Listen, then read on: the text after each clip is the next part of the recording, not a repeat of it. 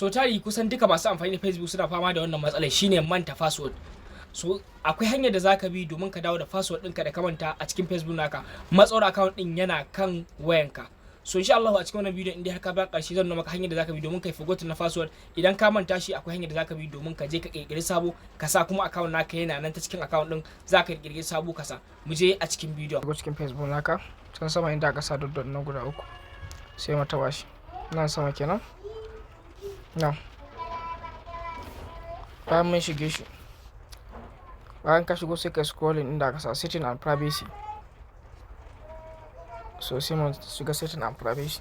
Again bayan mun shiga setting and privacy za mu jawo ƙasa ƙarshen inda aka sa setting, sai mu ƙara shiga setting inda aka sa setting ya, to sai mu shige shi. So bayan mun shige shi gashi inda aka sa password and security, sai mu ge shi inda aka sa password and security.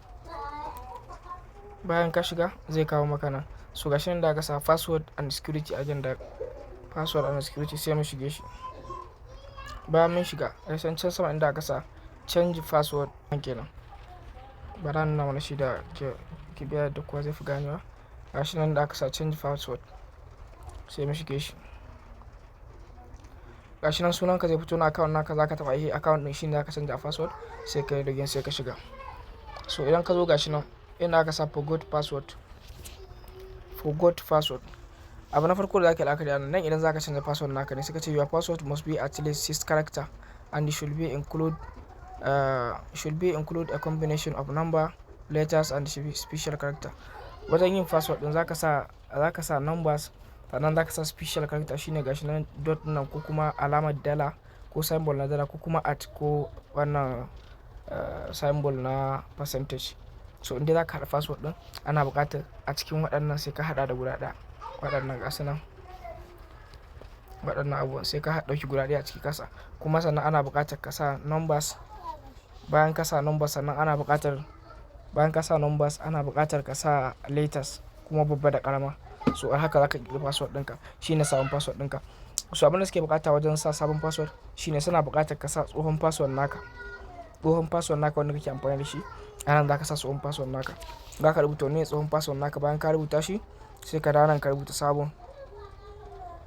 Da ka zo nan zaka rubuta sabon wanda kake so ka amfani da shi, sai ka rubuta nan ma sai ka zo ka maimaita shi, sai ka maimaita shi sabon da kake so.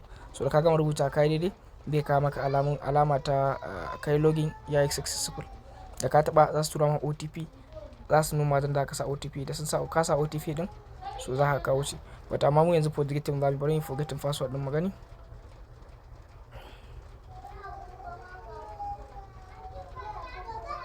So gashi nan suka noma account din, za su noma suka ce we can send you a login code with via WhatsApp. Za su tura ma login code naka ta wannan number taka, number ka za su nuna ma number ka da ka register ta WhatsApp. In ba sa WhatsApp, idan kuma number taka ba ta WhatsApp sai ka taba nan wajen try another way. Gashi nan su za su nuna wajen da za a tura maka a normal message naka ba WhatsApp ba.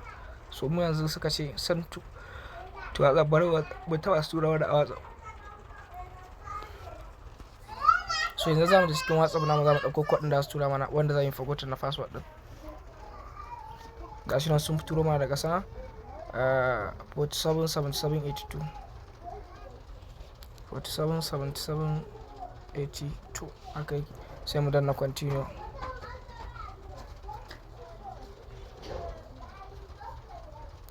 Saka ce gashi nan create a new password, yanzu sabon password zan kirkira tunda yanzu an riga an forgotten na wancan. Yanzu zan create sabon password wanda wansa.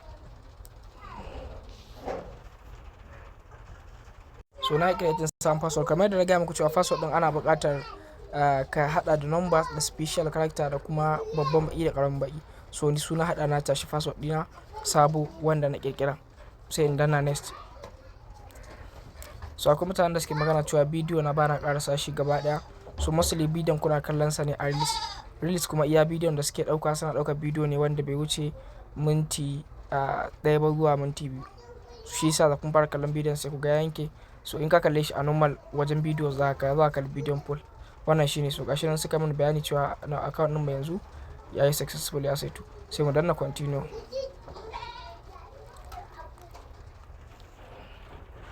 So So nan ma gashi nan suka ce approximately 16 April at the Pigeon Boy application field suka ce this is kawai ka zanna this is me, this was me, shine kawai ka riga ka wuce. Wannan duk bayanin da suke yi.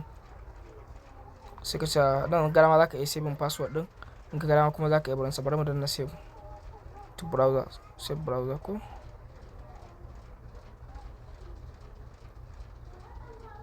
So yanzu haka password din da muka sa sabo na kan account namu ya riga ya hau.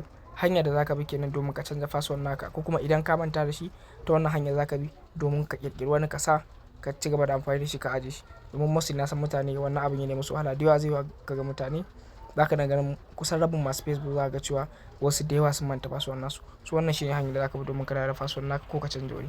Assalamu alaikum.